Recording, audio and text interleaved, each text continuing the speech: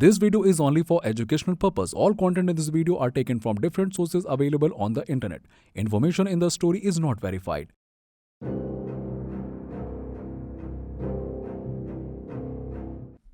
आज की कहानी साल 1965 की है, जिसने यूएसए के एक शहर ह्यूस्टन को पूरी तरह से हिलाकर रख दिया था।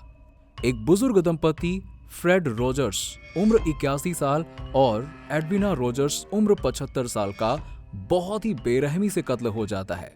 दोस्तों, इस छोटी सी क्राइम डॉक्यूमेंट्री में जब आपको इनके कत्ल की वजह पता चलेगी तो इस बात की गारंटी है मेरी कि आपका दिमाग सुन्न हो जाएगा। आखिर में आप कमेंट करके बताइएगा कि इसमें कत्ल करने वाले की गलती थी या मरने वालों फ्रेड और एडविना रॉजर्स की।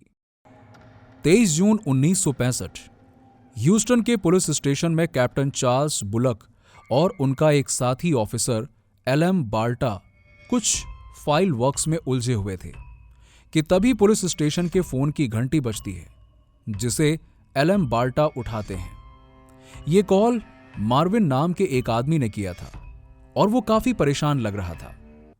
उसने ऑफिसर बाल्टा से बताया कि उसकी आंटी एडविना 3 दिन से उसका फोन नहीं उठा रही है और मार्टिन अपनी आंटी के घर जाकर भी देख चुका है, लेकिन घर का दरवाजा भी कोई खोल नहीं रहा है। पुलिस ऑफिसर मार्टिन से उसकी आंटी एडविना का एड्रेस लेता है और कैप्टन चार्ल्स के साथ रॉजर्स फैमिली के घर की तरफ चल देता है। लगभग 10 मिनट के बाद दोनों ऑफिसर उस घर के सामने पहुंच जाते हैं। घर देखने में काफी पुराना था और घर की सारी खिड़कियां भी बंद थीं। कैप्टन चार्ल्स दरवाजे को नॉक करता है, लेकिन कोई दरवाजा नहीं खोलता। कैप्टन चार्ल्स ऑफिसर बाल्टा के साथ घर के पिछले हिस्से में जाते हैं, जहां एक और दरवाजा था, लेकिन उस दरवाजे के सामने कुछ गमले रखे हुए थे। ये देखकर दोनों ऑफिसर्स को शक होने लगता है और वो उस दरवाजे को तोड़कर घर के अंदर चले जाते हैं। पूरा घर एकदम शांत और खाली था। ऑफिसर बाल्टा घर की पहली मंजिल पर जाते हैं और कैप्टन चार्ल्स ग्राउंड फ्लोर पर अपनी छानबीन शुरू करते हैं। कैप्टन चार्ल्स सबसे पहले किचन की तरफ जाते हैं, जहां उनकी नजर खाने से भरी प्लेट पर जाती है। खाना कुछ दिन पुराना लग रहा था और उसमें से बहुत तेज बदबू आ रही थी। यह देखकर कैप्टन चार्ल्स को किसी अनहोनी का एहसास हो रहा था। चार्ल्स पानी पीने के लिए फ्रिज का दरवाजा खोलते हैं, लेकिन फ्रिज में उन्हें सिर्फ पोक मीट भरा हुआ दिखता है। कैप्टन चार्ल्स पूरे फ्रिज में ऊपर से नीचे नजर मारते हैं और फ्रिज का दरवाजा बंद कर देते हैं।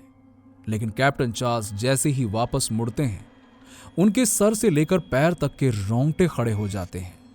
उन्हें लगा कि फ्रिज के अंदर सबसे निचली बास्केट में उन्होंने कुछ ऐसा देखा है जिसे उनकी आंखें तो मान रही हैं, लेकिन दिमाग नहीं मान पा रहा है। कैप्टन चार्ल्स फिर से फ्रिज का दरवाजा खोलकर नीचे देखते हैं और जिसमें उन्हें एक महिला का कटा हुआ सर दिखता है। वो घबराकर ड्रॉर को बाहर निकालते हैं, जिसमें पीछे की साइड एक और कटा हुआ सर होता है, जिसकी दोनों आंखें निकाली जा चुकी हैं। चार्ल्स ने अपने पुलिस के करियर में आज तक ऐसी डेड बॉडीज नहीं देखी थी।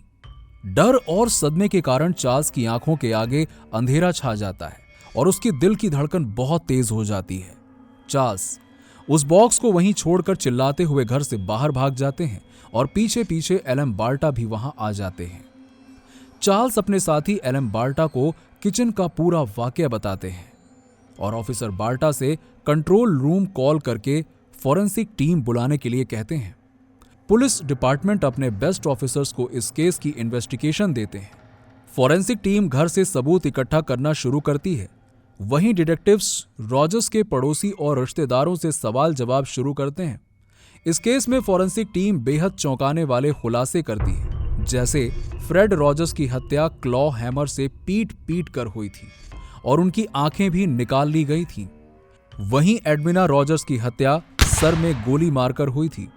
दोनों लाशों को हत्या के बाद बाथरूम में ले जाकर उसमें से सारा खून बहा दिया गया और लाशों के सारे इंटरनल ऑर्गन्स जैसे कि लीवर, हार्ट और आंतों को टॉयलेट में फ्लश कर दिया गया, जिसके सबूत फॉरेंसिक टीम को मेन सीवर में मिले थे।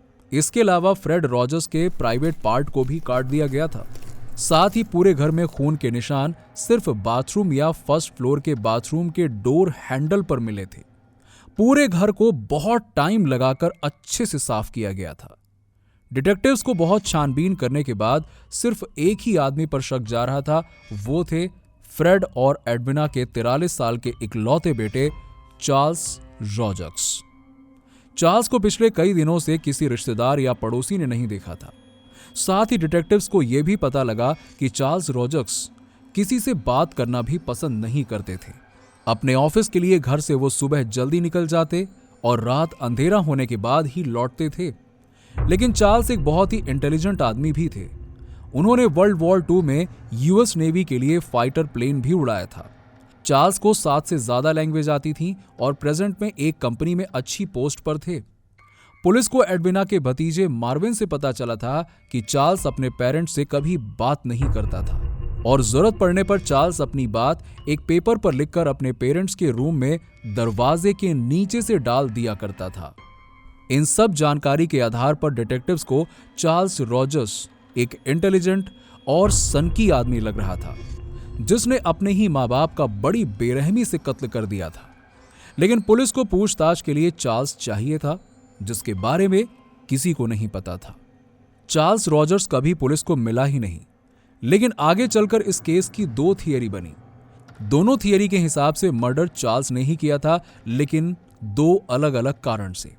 पहली थियरी यह कहती है कि चार्ल्स रॉजर्स यूएस की सीक्रेट सर्विस CIA का एजेंट था और उसका संबंध उस टाइम के यूएस प्रेसिडेंट JF कैनेडी की हत्या करने वालों से था और यह सब उसने अपनी डायरी में लिखा हुआ था, जिसे चार्ल्स की मां एडविना ने पढ़ लिया था और अपने पकड़े जाने के डर से चार्ल्स ने अपने पेरेंट्स को मार दिया था। दूसरी थियरी प्राइवेट डिटेक्टिव्स ने बहुत छानबीन के बाद रखी, जिस पर आगे चलकर उन्होंने एक बुक भी लिखी और यही थियरी अधिकतर लोगों को सच भी लगती है। इस थियरी के हिसाब से चार्ल्स के पिता फ्रेड ने सालों तक चार्ल्स का मानसिक और शारीरिक शोषण किया था। फ्रेड रॉजर्स एक जुआरी किस्म के इंसान थे और छोटे मोटे स्कैम्स में भी इनका नाम आ चुका था। इन्वेस्टिगेशन में यह भी सामने आया कि फ्रेड रॉजर्स ने अपने बेटे चार्ल्स के नकली सिग्नेचर करके उसके काफी पैसे चुराए थे और उनकी मां एडविना ने चार्ल्स के घर पर नकली डॉक्यूमेंट के जरिए लोन भी ले रखा था। पुलिस को रॉजर्स दंपत्ति की लाश 23 जून को मिली थी, लेकिन फोरेंसिक रिपोर्ट्स के मुताबिक यह मर्डर 20 जून को किया गया था, जिस दिन फादर्स डे होता है। साथ में फ्रेड के प्राइवेट पार्ट का काटा जाना इस बात का इशारा है कि शायद वाकई में फ्रेड ने अपने बेटे चार्ल्स को फिजिकल एब्यूज किया होगा। फ्रेड को काफी बेरहमी से क्लॉ हैमर से पीट कर मारा गया था। डिटेक्टिव्स का यह भी कहना है कि चार्ल्स अपने कनेक्शंस के जरिए यूएस छोड़कर मैक्सिको भाग गया था। बाद में कोर्ट ने इस केस को बंद कर दिया और 1975 में चार्ल्स रॉजर्स को लीगली डेड घोषित कर दिया गया। 65 साल हो गए, लेकिन यह केस आज भी अनसॉल्व्ड है।